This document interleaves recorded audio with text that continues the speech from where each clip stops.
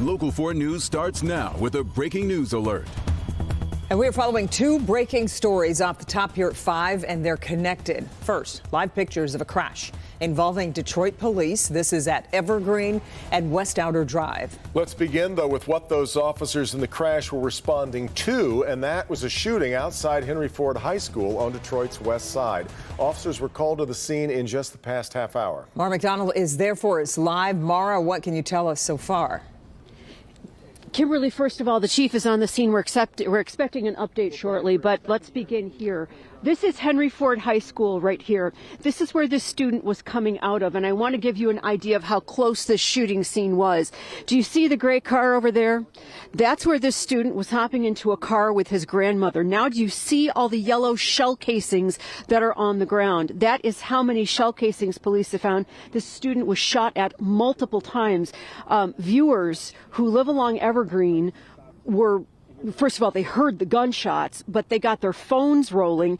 Take a look. You can see how quickly help arrived to try and help this young man who was on the ground. Neighbors telling us that they heard it. Oh, hold on. Chief is speaking. Stand by. Chief, just FYI, we're live.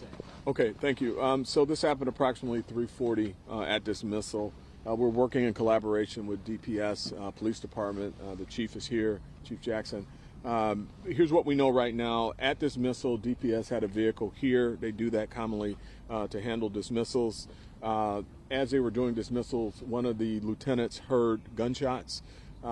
He rushes over to what appears to be a gunshot victim. Once he gets there, he does see that it is, in fact, a gunshot victim, a 16-year-old who is suffering from at least 2 gunshot wounds. Down the street from this location, just a few yards up, is another gunshot victim also suffering from 2 gunshots. And apparently that victim was headed to his grandmother's car. His grandmother's actually waiting inside the vehicle when he was struck. Both were conveyed to an area hospital. Thankfully, both are in temporary serious conditions, so the injuries are not fatal. As I indicated, we are working in collaboration with DPS PD. They have a lot of good information, evidence that they've recovered. We're going to be looking at some video here soon, and we'll be putting out a vehicle description and a perpetrator description. Right now, preliminarily, until we get the video downloaded, we are looking for 3 African-American males. One is described as light-complected. At least 2 of them are wearing masks, possibly all 3 are wearing masks. They circled this area a couple of times before they did the shooting, so we're working to get some video assets from some areas around here. We believe we're going to have some good Ring doorbell video footage here pretty soon that we'll be pushing out to the media.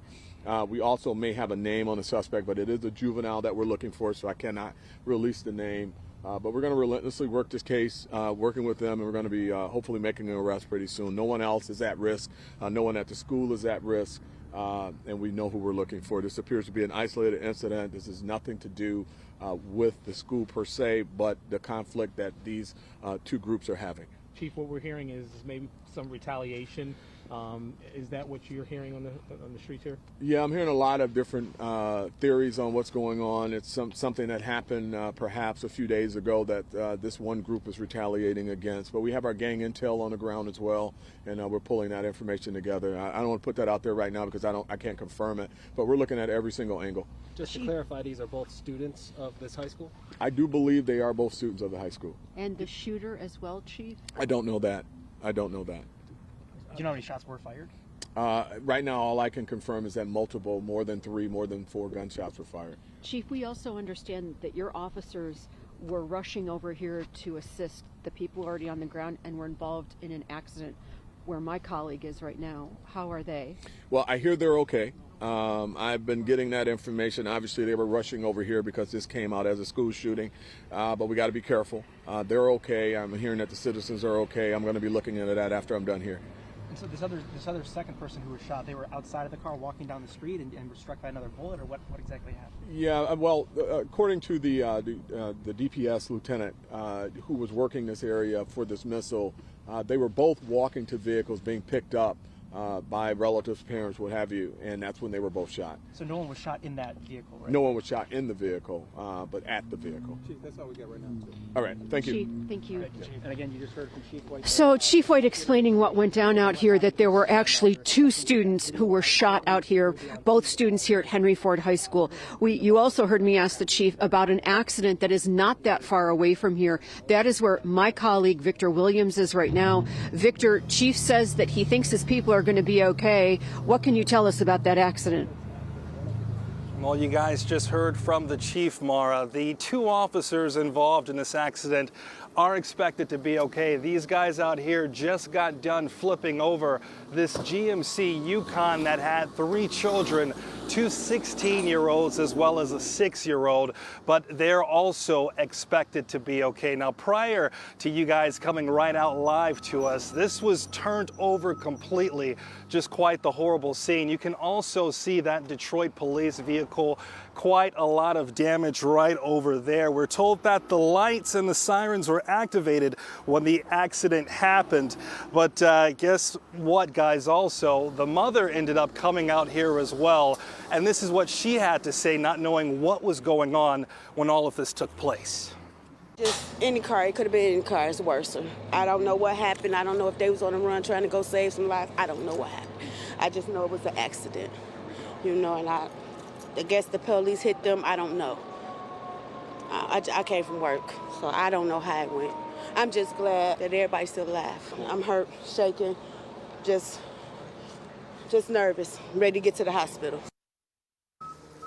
And you can tell from that video that she was very shaken up, but once again, it does look like everyone is expected to be okay after this accident happened where this SUV was T-boned by this police cruiser. On the west side, Victor Williams, Local 4. All right, so we will keep you up to date on those 2 stories that sort of collided with each other. But meanwhile, a wild crash on Detroit's east side, and drag racing may be to blame there. This happened on East Outer Drive right at Chalmers. That's on Detroit's east side. As we said, Sean Lay live at the scene of the crash.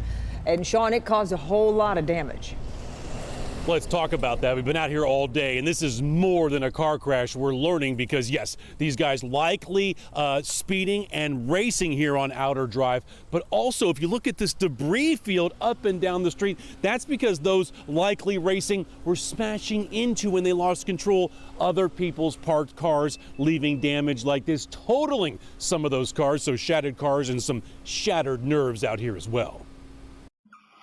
Wild, dangerous, and damaging. A home security camera capturing this alarming scene that woke up neighbors here on Outer Drive near Chalmers just after 4:21 this morning here on Detroit's east side. 3 vehicles speeding, spinning out, and slamming into people's parked cars. Mainly seniors live through this stretch. Some of their parked vehicles are now totaled due to what looks like drag racing. Leona Williams has lived here for years and says what happened this morning is disrespectful and stressful. I don't understand, after you pray all day and you go upstairs and you go in your bed and you think that the Lord's holding on to you, and you wake up in the middle of the night, 4:17 this morning, all I heard was crash, crash, crash, crash. And come to find out, 3 of the cars were my neighbors. Watch again. Detroit police tell me the speeds here clearly are high. One driver behind the wheel of a Hyundai right now is in critical condition. Several cars parked on the street were smashed into, badly damaged, and had to be towed away. This van across the street, take a look at its back end, completely smashed in. Neighbors' vehicles damaged or totaled. Miss Williams says it's not just dangerous, it's downright disrespectful. When you see 5 cars all over the place early in the morning and all you hear is all this noise, it sounded almost like a train. So we're all just trying to hold on to each other around here. Holding on, and it's disrespectful. It's very, very disrespectful. But in the meantime, now we do have one of the drivers who crashed in the hospital in critical condition. Detroit police just updated this on this. His uncle just pulled up and said he's about 22 years old, says he has a devastating head injury, does not know if he will pull through or not. Live on the east side, Sean Lay, Local 4, back to you. All right, Sean. Well, now to one of the most storied rivalries in all of sports. This weekend, Michigan going to take on what we all like to call that team down south. Those kids in Columbus getting into the spirit. Isn't this adorable? Putting X's all over all of the M's around campus. It's clever. Meantime, in Ann Arbor, everyone's getting ready to root on the Maize and Blue. Grant Herms is there right now. The whole season now comes down to one game for both sides, it feels like, Grant. Yeah, it really does, Devin. It's a head-to-head matchup, a clash of the Titans in the Big Ten here that will once again likely shape the NCAA playoffs that we were talking about. We heard it from the mouths of some players and Coach Jim Harbaugh today. They think that this is going to be the true test of their team. Michigan gearing up for this weekend's big road trip to Columbus. The two undefeated teams, 11-0 each, have been circling one another for weeks. An entire season coming down to this. Every day since January on, we always have them in the back of our mind. Everything we're doing is about them. The last time the two teams played, Michigan breaking an 8-game win streak for Ohio State. The game this weekend on unfriendly turf. The first time the two will face off in Ohio in 4 years. It's competitive. We know that, they got every motivation to come in and put what we did to rest. And we got every intention and motivation to come out and keep the road going. There's no need to hate, be grateful for the opponent. It's like superheroes. Around campus, there's the buzz of excitement. I'm very excited. I think we have a good shot this year.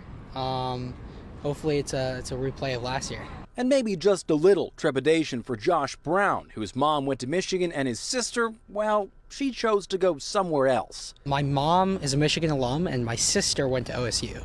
So we're watching for Thanksgiving. But there's nothing like a rivalry to bring people together. Does that make things a little tense for Thanksgiving? Oh, for sure. Fun, but tense, yeah.